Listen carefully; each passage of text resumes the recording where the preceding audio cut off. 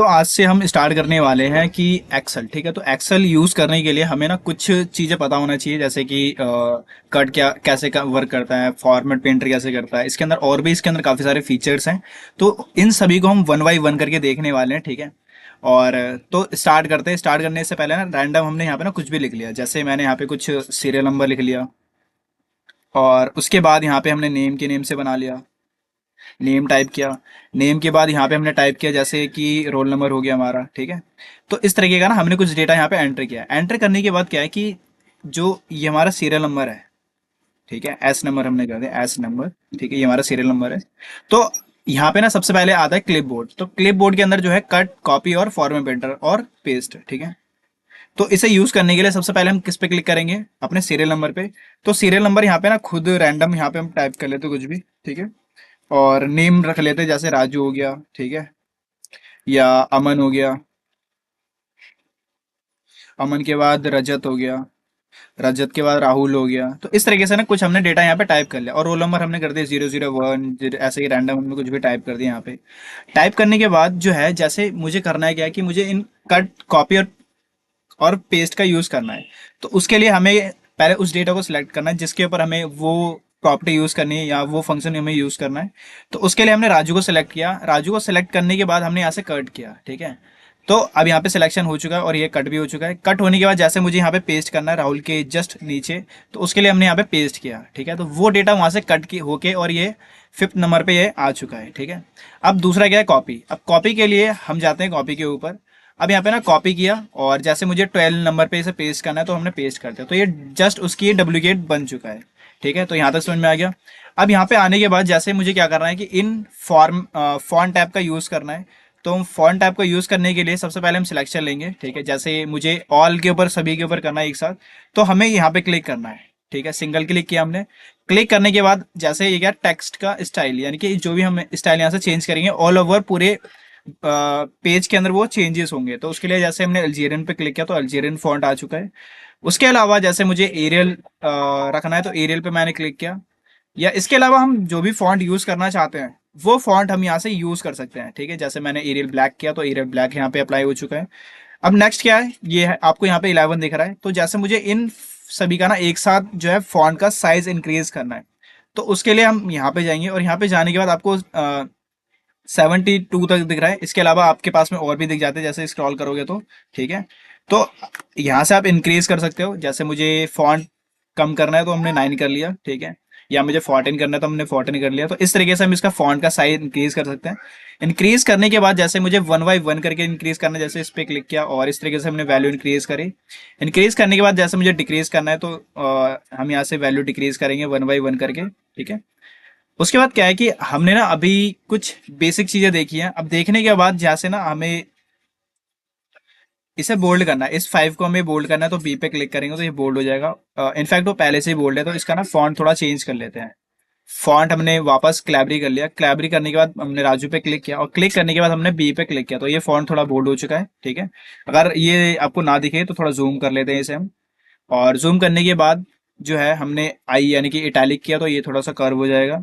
Curve होने के बाद जैसे मुझे इसे अंडरलाइन करना है तो अंडरलाइन के लिए हम यू पे क्लिक करेंगे। ठीक है, अब जैसे मुझे क्या करना है, अंडरलाइन का ना जो है डबल लाइन करना है या मुझे सिंगल लाइन करना है, तो वो हम यहाँ से कर सकते हैं। जैसे मुझे डबल लाइन करना है तो ये डबल लाइन हो चुका है। ठीक है, उसके बाद जैसे अभी हमने ऑल डेटा को यहाँ पे सिलेक्ट किया। सिलेक्ट करने के बाद हमने ऑल, जैसे मुझे बॉर्डर अप्लाई करना है या उसके साथ साथ मुझे ऑल बॉर्डर करना है, तो ये हर किसी के अंदर बॉर्डर यहाँ पे इंक्लूड हो जाएगा जो भी हमारा डॉक्यूमेंट्स है। अब ये पता कैसे चलेगा, जब भी हम इस पेज को प्रिंट करवाना चाहते हैं, ठीक है, तो वहां पे हमें ये बॉर्डर्स यहाँ पे दिखेंगे। देखो यहाँ पे बॉर्डर दिख रहे हैं, लेकिन जब हम इन बॉर्डर्स को यहाँ से हटा देते हैं, जैसे मैं वापस बॉर्डर पे आया और बॉर्डर पे आने के बाद यहाँ से मैंने नो बॉर्डर किया। ठीक है, और मैं कहाँ पे गया, फाइल पे गया। फाइल पे जाने के बाद प्रिंट पे गया। ठीक है, तो यहाँ पे आपको कोई भी बॉर्डर यहाँ पे शो नहीं हो रहा है। ठीक है, तो इसलिए हम इन बॉर्डर्स का यूज करते हैं। ठीक है, आपको जहाँ पे भी वो बॉर्डर इंक्लूड करना है वो इंक्लूड कर सकते हो।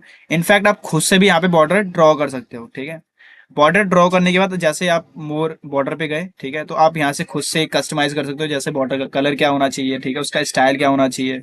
उसके साथ साथ उसके डायरेक्शंस आप यहाँ से सेट कर सकते हो। तो जैसे मैंने बॉर्डर किया यहाँ से रेड।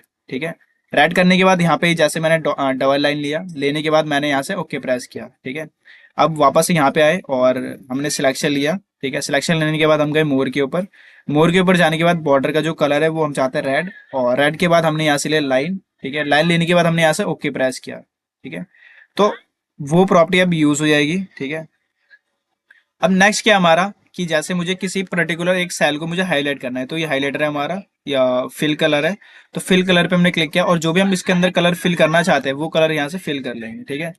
अब ये जो रेड कलर है ना, रेड कलर के ऊपर मुझे जैसे व्हाइट कलर करना है फॉन्ट का, तो यहाँ पे आएंगे और यहाँ पे आने के बाद हम इसका कलर यहाँ से चेंज कर लेंगे, व्हाइट कर लिया। इसके अलावा मुझे सीरियल नंबर का भी करना है, तो सीरियल नंबर पे आएंगे, यहाँ पे पहले फिल करेंगे कलर जो भी हम कलर चाहते हैं। उसके अलावा मुझे फॉन्ट का कलर चेंज करना है, तो उसके लिए हम फॉन्ट पे क्लिक किया हमने, ठीक है। तो अभी तक हमने फॉन्ट ऐप देख लिया, अब देख लेते हैं हम अलाइनमेंट्स। तो अलाइनमेंट्स के लिए हमें सबसे पहले उन डेटा को सिलेक्ट करना है जिसकी हमें अलाइनमेंट्स करनी है। तो पहले मैंने ए पे क्लिक किया। जब हम ए पे क्लिक करते हैं तो यहाँ की जो पूरी की पूरी जो रो है, ठीक है, उन सभी को हम एक साथ सिलेक्ट कर रहे हैं। और यहाँ पे जब हम सिलेक्ट करते हैं तो ये पूरा का पूरा हमारा कॉलम्स है, ठीक है। तो पहले हमने पूरी रो को सिलेक्ट किया या हमने पूरी कॉलम को सिलेक्ट किया। अब जैसे मुझे क्या करना है कि मुझे ना पूरी रो को ही क्या करना है, कलरफुल करना है। तो उसके लिए हम यहाँ पे आए और यहाँ पे आने के बाद मैंने इसका कलर फिल कर दिया। अब जैसे मुझे इनकी अलाइनमेंट्स भी करनी है, जैसे जो बाय डिफॉल्ट जो हमारा फॉन्ट आ रहा है वो लेफ्ट साइड आ रहा है, ठीक है। तो मुझे सेंटर में करना है, तो सेंटर में करने के लिए मैंने सेंटर पे क्लिक किया। तो जितना भी हमारा फॉन्ट है वो हमारा सारा का सारा सेंटर में आ जाएगा। ये भी सेंटर में आ चुका है, यह भी सेंटर में आ गया और ये भी सेंटर में आ गया। उसके अलावा मुझे राइट साइड करना है, तो राइट पे हम क्लिक करेंगे तो ये हमारा जो टेक्स्ट है ये राइट साइड आ जाएगा, ठीक है। अब यहाँ तक होने के बाद जो है एक हमारा इंडेंटेशन, तो जो भी आप इंडेंटेशन चेंज करना चाहते हो तो वो चेंज कर सकते हो, अभी इनकी जरूरत नहीं है, ठीक है। नेक्स्ट हमारा कि फॉन्ट का जो एंगल है वो हम कितना किस तरीके से रखना चाहते हैं। वर्टिकल टेक्स्ट रखना चाहते हैं तो वो रख सकते हैं, ये हमारा वर्टिकल टेक्स्ट है, ठीक है। इसके अलावा आप चेंज करना चाहते हो तो चेंज कर सकते हो, जैसे क्लॉकवाइज कर सकते हो इस तरीके से, ठीक है। तो आप एक पूरी टेबल को आप खुद से कस्टमाइज कर सकते हो, खुद से यहाँ पे डिजाइन कर सकते हो। देन उसके बाद क्या है, मर्ज एंड सेंटर। मर्ज क्या है, जैसे मुझे इन दोनों सेल को आपस में मर्ज करना है। जैसे यहाँ पे ना एक डेटा मैंने टाइप कर लिया, जैसे इस डेटा को मैंने डिलीट किया। डिलीट करने के बाद ये सेल हमारा क्या है, ब्लैंक है। तो मुझे इन दोनों आपस में सेल को क्या करना है, मर्ज करना है। तो उसके मर्ज एंड सेंटर पे हम क्लिक करते हैं, तो ये दोनों जो कॉलम्स हैं आपस में मर्ज हो जाएंगे।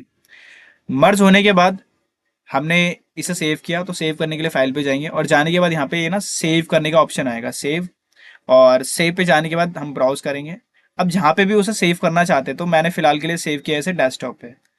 आप कहीं पे भी सेव कर सकते हो। तो दिस पीसी के अंदर आने के बाद हमें जाना सी ड्राइव पे, और सी ड्राइव पे जाने के बाद आपको यहाँ पे दिखेगा, या तो आप यहाँ पे भी जा सकते हो। आपको डेस्कटॉप पे जाना है, डेस्कटॉप पे जाने के बाद जिस नेम से सेव करना है उस नेम से कर देंगे। जैसे मैंने यहाँ पे फर्स्ट फर्स्ट क्लास के नेम से हमने सेव किया और यहाँ से हमने सेव कर दिया, ठीक है। तो ये सेव हो चुका है। अब यहाँ तक होने के बाद क्या है कि फाइल पे जाने के बाद ना हमारे सेव से रिलेटेड ऑप्शंस आते हैं, और अपने फाइल को शेयर करना चाहते हो वो कर सकते हो। अगर किसी डॉक्यूमेंट्स को प्रिंट करना है तो प्रिंट करवा सकते हो। अब सेव एज का जो वर्क है ना, जैसे हम इस डॉक्यूमेंट्स के ऊपर काम कर रहे हैं और इसके अंदर ना मैंने कुछ चेंजेस किए हैं, ठीक है। चेंजेस करने के बाद हमने तो ऑलरेडी वो सेव कर रखा है। अब मुझे क्या करना है कि इसके अंदर ना दोबारा से रीनेम करना है, इसका ना फाइल का नाम चेंज करना है। तो उसके लिए हम ना सेव एज का यूज करते हैं। जैसे हमने पहले फर्स्ट के नेम से किया था, वापस हमने ब्राउज किया।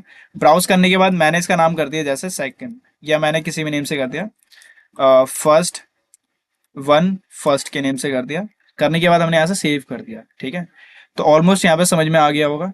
बाकी रैप टेक्स्ट है, ठीक है। तो हम दो आपस में रैप टेक्स्ट का यूज करने के लिए हम रैप टेक्स्ट पर क्लिक करते हैं, और जैसे हमने दो आपस में डेटा को सिलेक्ट किया और यहाँ पे हमने रैप टेक्स्ट किया, ठीक है। तो इस तरीके से हम कर सकते हैं। करने के बाद हमने ओके प्रेस किया। अब जैसे यहाँ पे ना एक ऑप्शन आ रहा है जनरल, ठीक है। तो जनरल के अंदर क्या है, जैसे मुझे करना क्या है कि इन डेटा को मैंने एक साथ सिलेक्ट किया, या इन डेटा को मैंने एक साथ सिलेक्ट किया। और सिलेक्ट करने के बाद जनरल के ऊपर क्या है कि हमें जैसे नंबर्स, जनरल के अंदर क्या है कि मुझे बाय डिफॉल्ट हमारे जनरल ही होता है, ठीक है। जनरल के बाद मुझे नंबर्स में कन्वर्ट करना है, तो नंबर्स में आ जाएंगे, जैसे 990 पॉइंट, ठीक है। या उसके अलावा मुझे करेंसी में कन्वर्ट करना है तो करेंसी में आ जाएगा, जैसे इंडियन करेंसी आ चुका है। आप करेंसी चेंज करना चाहते हो तो वो भी करेंसी चेंज कर सकते हो, जैसे मुझे डॉलर में चाहिए, या मुझे यूके में चाहिए, यूरो में चाहिए, चाइनीज में चाहिए। तो जो भी आप करेंसी इंक्लूड करना चाहते हैं वो कर सकते हो। अदरवाइज मोर अकाउंटिंग पे जाने के बाद आप यहाँ से डेट टाइम और भी चीज़ें यहाँ पे इंक्लूड कर सकते हो, ठीक है। तो अभी ये नहीं करेंगे, हम आने वाले टाइम पे करेंगे। तो अभी हमने कैंसिल किया।